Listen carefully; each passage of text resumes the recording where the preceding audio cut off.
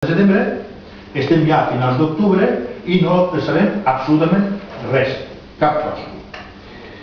És a dir, ens hem quedat esperant la convocatòria.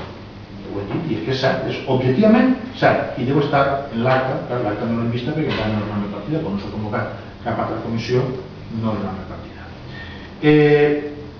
Però entrant en el moll de l'os, en la qüestió central, la potenciació d'una policia de proximitat és un fet que no s'intenta el bloc vers, és una demanda, és un clamor que els representants veïnals s'encarreguen periòdicament, constantment, reiteradament, de traslladar als representants polítics en els foros adequats, en les associacions de veïns i en les juntes de districte, que és on aquests veïns tenen representants. O sigui que constantment apareixen referències a que la seguretat, l'increment de la sensació almenys de seguretat, que això també és important, la seguretat per un costat i la sensació per l'altre, en els barris de la ciutat passa, entre altres coses, per la presència policial als barris, entre altres, mitjançant el cos de la policia de proximitat.